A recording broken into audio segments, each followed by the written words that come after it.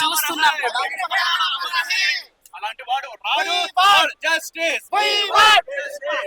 So చూస్తున్నాం కదా, ఇక్కడ కొంతమంది నినాదాలు రేపడుతున్నారు, పాస్టర్స్ ఉన్నారు కొంతమంది. వాళ్ళ మాటల్లో అడిగి తెలుసుకుందాం. సార్ చెప్పండి, ప్రవీణ్ గారి గురించి మీరు ఏం చెప్పాలనుకుంటున్నారు అసలు?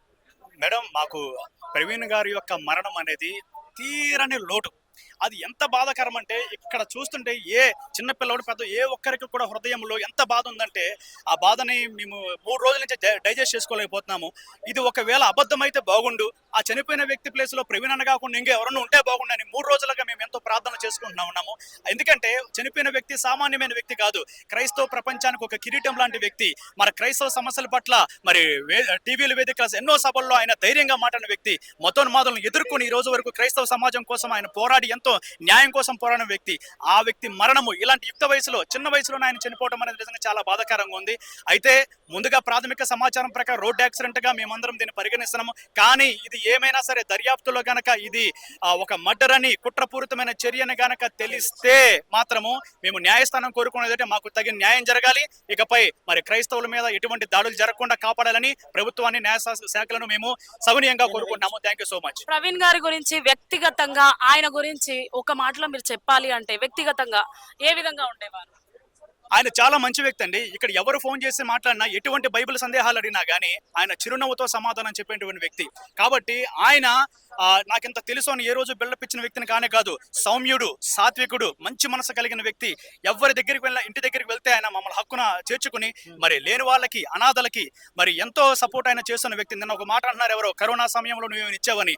ఆయన ఇచ్చింది వాళ్ళకి తెలియదేమో, మా అందరికీ తెలుసు. ఆయన ఈ క్రైస్తవ సమాజానికి ఏమి ఇచ్చాడు. చాలా మంచి వ్యక్తిని మేము కోల్పోయాము. అందుకే ఎంతమంది బాధ కలిగి, ఎంతమంది సంఘీభావం నిరసన చేయడానికి ఇక్కడ వచ్చారు. హిందూ గ్రంథాలను అండ్ ముస్లిం గ్రంథాలను ప్రశ్నించినందుకే ఈ విధంగా జరిగిందా అంటే దానికి తప్పకుండా. ఎందుకంటే హిందూ గ్రంథాలను మరి ముస్లిం గ్రంథాలను చూడండి, మా మతాన్ని మేము ప్రకటించుకుంటాం. ఎవరి దాంట్లో మేము వేలు పెట్టాము.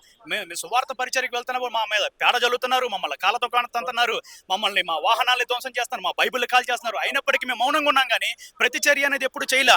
మేము ఆది నుంచి మేము కోరుకునేదని మాకు న్యాయం చేయండి, మాకు న్యాయం చేయండి, మాకు ఎందుకంటే మా దగ్గర ఎంత ఎవిడెన్స్ ఉండి పోలీసు దాంట్లో పెట్టినా కానీ మాకు న్యాయం అనేది ఈ రోజు వరకు జరగట్లేదు. కాబట్టి ఆయన మత గ్రంథాల మీద మరి ప్రశ్నించినందుకు శిక్షించాడంటే ఎస్, ప్రశ్నించే గొంతుకుని ఎప్పుడైనా సరే నొక్కి పడేయాలని అందరూ టార్గెట్ చేస్తుంటారు. కాబట్టి ఆయన ఫేస్బుక్ లోనే ఆయనకి చెప్పాడు, థ్రెట్ ఉంది, నాకు థ్రెట్ ఉంది, నన్ను చంపడానికి సిద్ధంగా ఉన్నారు ఆయన చెప్పడం జరిగింది. సో కానీ ఏంటంటే ఆయన మరి మా బైబిల్లో ఒక వ్యక్తి ఉన్నాడు, స్టీఫెన్ అని ఒక వ్యక్తి ఉన్నాడు. సత్యం చెప్పి చచ్చిపోవాలంతే. భయపడి, మరణంకు భయపడి నేను వెనకెళ్ళకూడదు, హతసాక్షిగా మారాలి. సత్యం చెప్పాడు. ఈ రోజు ఆయన మరి ఈ విధంగా చనిపోయాడు. ఒకటి, ఇది యాక్సిడెంట్ అయితే దేవుడికే స్తోత్రం, ఈ విధంగా దేవుడు తీసుకెళ్ళనుకుంటా. కానీ ఇది గనక ఏదైనా కుట్రపూరితమైన చర్య, హత్య అయితే గనక మా యొక్క నిరసన ఏమాత్రం ఆగదు. న్యాయం వచ్చేంత వరకు మేము పోరాడుతాము.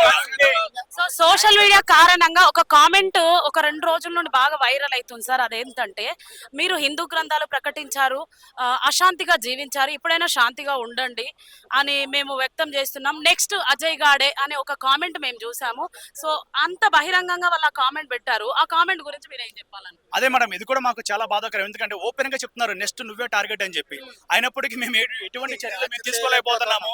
మేము ప్రార్థన తప్ప ఏం చేయలేము మేడం. మేము క్రైస్తవులుగా మా ప్రభు మాకేం చెప్పారంటే, నేను ఎవడైనా సరే మా శత్రువులు ప్రేమించిన, మిమ్మల్ని దేశాన్ని ప్రేమించిన వాడి కోసం ప్రార్థన చేయండి, ఒక చంపేది కొడితే మరొక చంపండి. ఇలా క్రీస్తు మాకేం చేశాను, మాకు సంఖ్యలు వేసాడు ఆయన.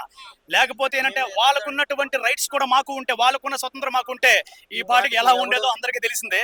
కాబట్టి ఏంటంటే మా క్రీస్తు మాకు నేర్పించిందంటే, చివరి బొట్టు వరకు ఎవరిని ద్వేషించవద్దు, అందరినీ ప్రేమించండి. క్రీస్తు సిలువ కూడా మనం చూస్తూ ఉంటాం, తండ్రి వీరేమి చేయుచున్నారు, వీరు ఎరగర కనుక వారిని క్షమించండి. కాబట్టి ఇలాంటి వారిని క్షమించుకుంటూ వెళ్తూ ఉంటాం. కానీ మా క్షమాపణ, మా సహనం అనేది చేతకానితనంగా మీరు చూస్తున్నారు. అదే మాది బాధాకరమైంది. కాబట్టి ఇకనైనా సరే ఇలాంటివి చర్యలు ఆపాలని, మా క్రైస్తవుల మీద దాడులు ఆపాలని, ఫేస్బుక్ మరి సోషల్ మీడియా, టీవీల వేదికగా మమ్మల్ని ఇంకా ద్వేషించడము, దూషించడము ఆపాలని కోరుకున్నాం. మీ జోలికి మీరు మా జోలికి మీరు రావద్దు.